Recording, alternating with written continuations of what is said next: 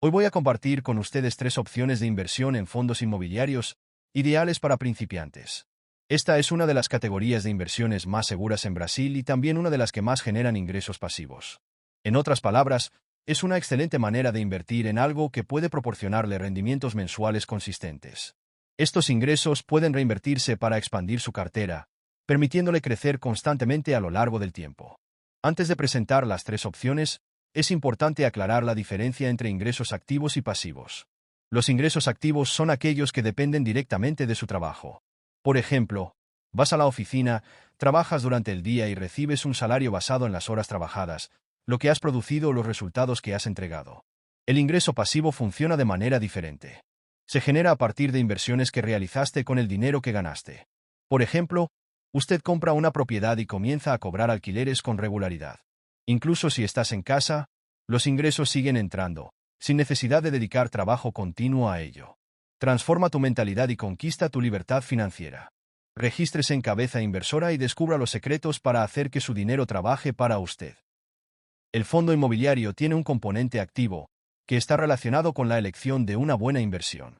Sin embargo, una vez que hace esta elección de forma estratégica e invierte en un fondo adecuado, se convierte en una fuente de ingresos pasivos. Esto significa que el dinero seguirá ingresando a su cuenta, independientemente de si está en casa o en el trabajo. Es decir, puede tener tanto los ingresos de su trabajo como los ingresos pasivos de sus inversiones. El objetivo aquí es transformar gradualmente los ingresos activos en ingresos pasivos, redirigiendo sus ganancias a inversiones que generan rendimientos automáticos. De esta manera, aumenta su libertad financiera, permitiendo que, en el futuro, sus ingresos pasivos superen sus ganancias activas. Esto le brinda la posibilidad de tomar decisiones basadas en sus deseos, y no por obligación. Ahora bien, ¿cuál es la diferencia entre invertir en fondos inmobiliarios y en acciones? ¿Cuáles son los principales contrastes entre estos dos tipos de inversiones, especialmente cuando hablamos de riesgo? Invertir en acciones es, sin duda, más arriesgado que invertir en fondos inmobiliarios. Para explicar mejor, mi equipo preparó una tabla que aclara estas diferencias. Mi equipo ha analizado todos los resultados de cierre, tanto de Ibovespa como de IFIX, el índice que mide el rendimiento de los fondos inmobiliarios, desde 2013. Cuando hablamos de riesgo, una de las principales métricas que utilizamos para el análisis es la volatilidad. Esta medida nos muestra cuánto puede fluctuar un activo. Cuanto más sube y baja, mayor es el riesgo asociado. Para invertir en algo con alta volatilidad, normalmente esperamos una prima mayor, ya que el riesgo es mayor. Si nos fijamos en IFIX, su volatilidad fue del 32,57%. Por otro lado, la volatilidad de Ibovespa fue del 93%. Esto significa que el Ibovespa tiene una variación mucho mayor, tanto hacia arriba como hacia abajo. Esta alta oscilación del Ibovespa indica un mayor riesgo, ya que puede traer tanto rendimientos significativos como pérdidas significativas. En otras palabras, es una elección más inestable.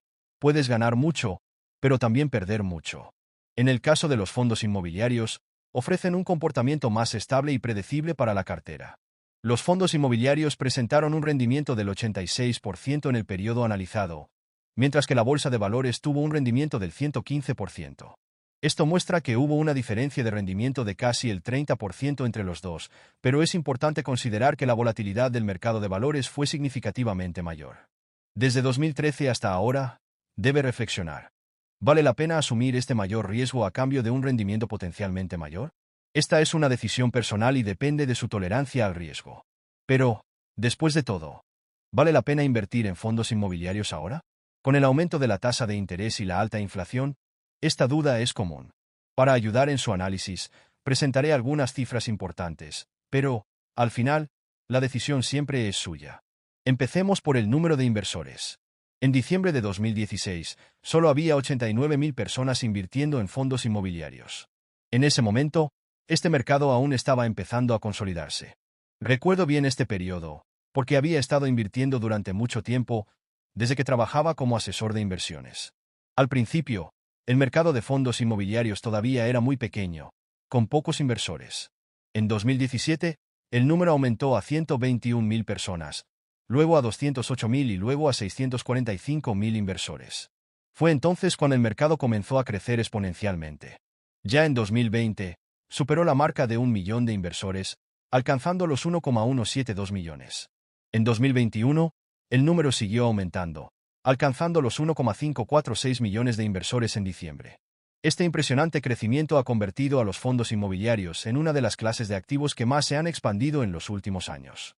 Con más personas interesadas en este tipo de inversión, surge la posibilidad de que más empresas utilicen la bolsa para recaudar fondos, lo que, a su vez, aporta más liquidez al mercado.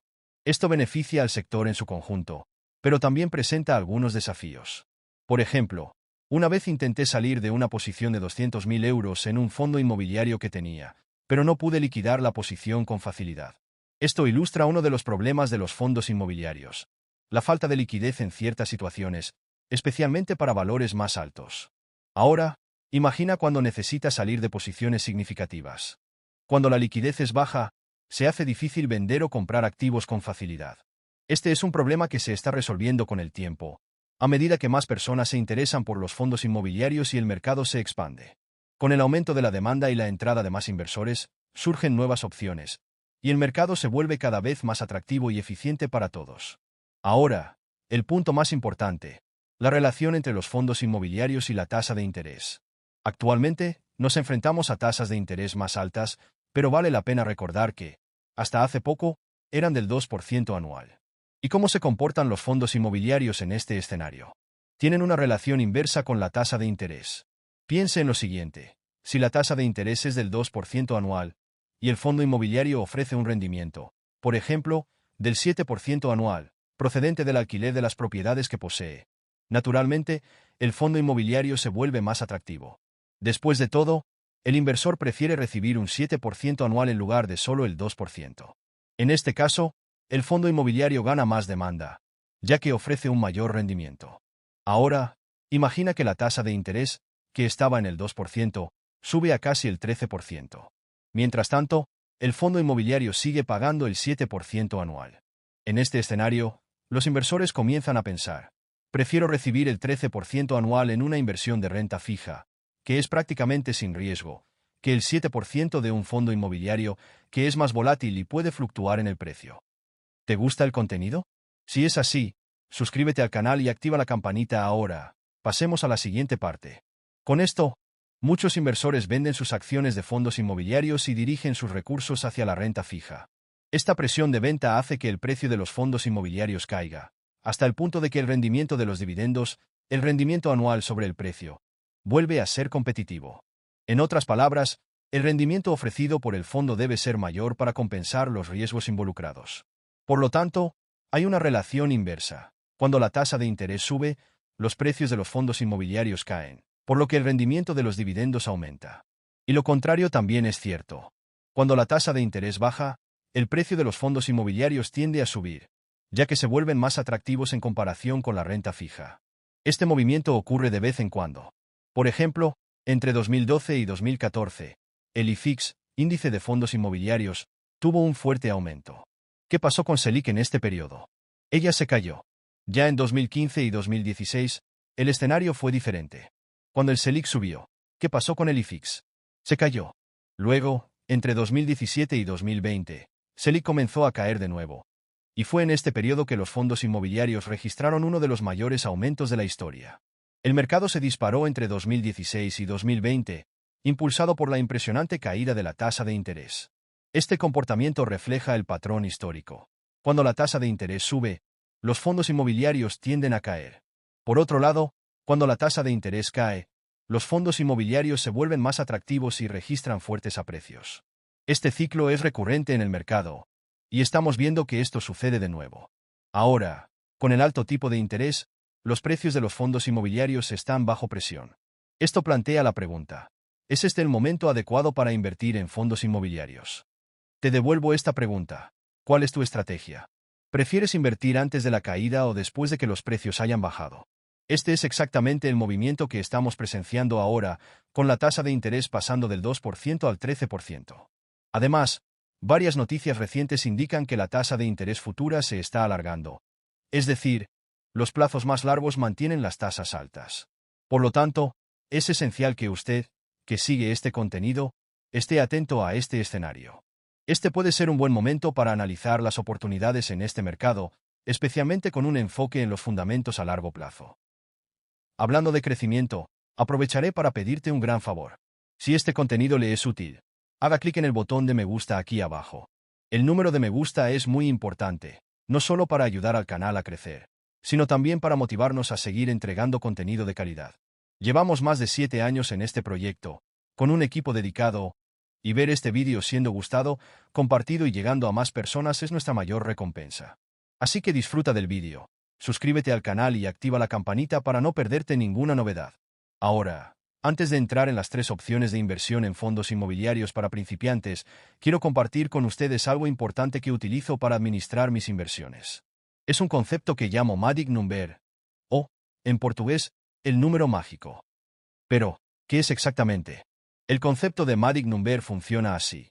Tienes un número suficiente de acciones de fondos inmobiliarios para que, con los ingresos mensuales pagados por ellos, sea posible comprar una nueva cuota. Vamos a ilustrar esto con un ejemplo. Imagina que tienes un fondo inmobiliario que cuesta $100 por cuota y paga $1 de ingresos al mes. Si tiene 100 cuotas, recibirá $100 de ingresos mensuales. Con esta cantidad, será posible comprar una nueva cuota del mismo fondo inmobiliario. Esto crea un ciclo de crecimiento continuo, donde su inversión se multiplica sin que tenga que agregar dinero de su bolsillo, ya que está trabajando con los ingresos para adquirir más acciones. Este es el número mágico, el punto en el que el número de cuotas que posee es suficiente para generar ingresos que le permitan comprar más cuotas, creando un efecto de interés compuesto. Muchas personas se centran demasiado en las fluctuaciones de precios de los fondos inmobiliarios, lo que es relevante, por supuesto, pero lo más importante es entender cuánto está recibiendo por cada acción que tiene. Este enfoque en los rendimientos es lo que realmente acelerará el crecimiento de su cartera de manera sostenible. En general, los precios de los fondos inmobiliarios han caído en el último periodo, principalmente debido al aumento de las tasas de interés. Pero al observar los ingresos, vemos un escenario interesante. En enero de 2021, el fondo BCFF pagó $0,56 por cuota, y hoy paga $0,54. Es decir, la caída fue pequeña. Pero lo importante es que antes, para alcanzar el número mágico, necesitabas 170 cuotas del BCFF. Ahora, con 122 cuotas, ya es posible alcanzar los ingresos necesarios para comprar una nueva cuota mensualmente. Otro ejemplo es el LCR, que pagaba $0,49 por cuota y, actualmente, paga $0,78. No solo el rendimiento aumentó, sino que el precio del fondo también bajó. El número mágico del LCR era de 262 cuotas, y ahora, con 148 cuotas, es posible alcanzar el mismo objetivo de comprar una cuota cada mes. El HGLG, que pagaba $0,78 por cuota, ahora paga $1.10, y su precio bajó de $1.80 a $1.162. Esto significa que, de nuevo, necesita menos cuotas para alcanzar el número mágico y seguir comprando cuotas de manera más eficiente. Estos ejemplos muestran cómo el mercado puede ser dinámico. Incluso en un escenario de caída de los precios, los fondos pueden volverse más atractivos y accesibles, acelerando el crecimiento de su cartera con menos esfuerzo. El fondo XPLG, que pagaba $0,58 por cuota, ahora paga $0,68, y el precio también ha bajado, lo que significa que necesita menos cuotas para seguir multiplicando su inversión cada mes. El KNR, que antes pagaba $0,69, ahora paga $0,84, mientras que el precio bajó de $159 a $132, lo que también reduce la cantidad de cuotas necesarias para multiplicar su cartera. Lo que quiero destacar aquí es que, a pesar de las oscilaciones en el mercado, lo más importante es tener una visión a largo plazo. No hay una bola de cristal para predecir lo que subirá o bajará, pero al centrarse en los ingresos mensuales que ingresan en su cuenta, puede aprovechar los momentos de caída, especialmente los extremos, para multiplicar su capital. Esto es lo que diferencia a los inversores más exitosos de los que intentan aprovechar el corto plazo y terminan perdiendo dinero. Ahora, en cuanto al número de fondos inmobiliarios en la cartera, muchas personas piensan que necesitan 30 o incluso 40 fondos. Algunos incluso optan por 20. Personalmente, creo que no hay una gran diferencia entre tener 10 o 20 fondos inmobiliarios. Lo más importante es elegir los fondos en función de los ingresos y su objetivo a largo plazo, sin preocuparse por diversificar demasiado. Ya hay muchas opciones diversificadas en el mercado. He traído aquí 3 alternativas para principiantes o para aquellos que ya tienen alguna experiencia. La primera opción es una en la que personalmente no invierto, pero es una de las más asequibles si quieres exponerte a los fondos inmobiliarios. Por supuesto, esto no es una recomendación, Pero hay una estrategia interesante detrás de esta elección. La segunda opción es una recomendación más de Ricardo, que es analista de fondos inmobiliarios en Speed Primus. Ahora, una pausa rápida para un mensaje. Necesito contarte algo gracioso, pero aún no puedo. ¿Ya sigues el canal de Primocast en YouTube? Si no, ve allí y regístrate, porque la próxima semana tendremos noticias increíbles. No puedo revelar mucho, pero querrás estar allí. Así que corre y suscríbete al canal. Noticias que aún no puedo compartir, pero de todos modos, ¿qué creen que puede ser? Déjalo ahí en los comentarios. Un gran abrazo. Ahora, vamos. La primera opción es más sencilla. El décimo fijo. ¿Qué es la décima fija? Es un ETF, fondo de índice, que suele replicar un índice. En lugar de elegir un fondo inmobiliario específico entre varios, usted compra un ETF, que a su vez compra varios fondos inmobiliarios, diversificando su cartera. El ETF en este caso es XFIX 11, que actualmente se cotiza en torno a $9,91. Con un valor bajo, puede invertir en más de 80 fondos inmobiliarios. Con menos de $10, ya puede adquirir acciones de este fondo. Es decir, en lugar de preocuparse por elegir un solo fondo, invertirá en una cesta de más de 80 fondos inmobiliarios, lo que garantiza una diversificación inmediata con una inversión asequible. Ventajas. Si no entiendes nada de fondos inmobiliarios, pero quieres empezar de alguna manera, XFIX 11 puede ser un buen punto de partida, ya que es práctico. No es necesario profundizar en los detalles de cada fondo, y estará diversificando bastante su capital con una simple inversión. En la práctica, las desventajas son pocas, pero un punto a considerar es que los dividendos no entran directamente en su cuenta. Se reinvierten automáticamente dentro del fondo, lo que puede no ser ideal si prefiere elegir dónde asignar ese rendimiento. Además, hay una comisión de gestión del 0,3% anual, lo que puede ser una desventaja pequeña, pero relevante a largo plazo. En resumen, pierdes el poder de elección, lo que puede ser una ventaja o una desventaja, dependiendo de tu nivel de conocimiento. Segunda opción. BCFF 11 es un fondo inmobiliario que poseo, pero no lo recomiendo específicamente. Sin embargo, es interesante entender la lógica detrás de los fondos de fondos, FOF. El BCFF 11 es uno de esos FOF y está disponible en el mercado. Hay muchos otros fondos de fondos, y vale la pena entender cómo funcionan. BCFF 11 es un fondo inmobiliario elegido por BTG Pactual. Cuando invierte en él, tiene acceso a los informes que detallan cómo está compuesto el fondo. Al comprar una acción de BCFF, está, en la práctica, invirtiendo en una cartera diversificada. Por ejemplo, el 8,5% del fondo está invertido en ETF, una parte significativa en RP, recursos propios, y el 7% en Canip BTC. Es decir, se está exponiendo a una variedad de activos inmobiliarios y de otro tipo, lo que contribuye a la diversificación de la cartera. Además, al analizar el P/V, precio sobre valor patrimonial, del BCFF 11, el indicador está en 0,85. Para aquellos que no lo sepan, el P/V es un indicador que compara el valor de mercado del fondo con su valor patrimonial. Cuando el fondo se negocia por debajo de 1, esto sugiere que el precio de mercado es inferior al valor real de los activos del fondo, lo que puede verse como una oportunidad de compra, ya que se negocia por debajo del valor patrimonial. ¿Te gusta el contenido?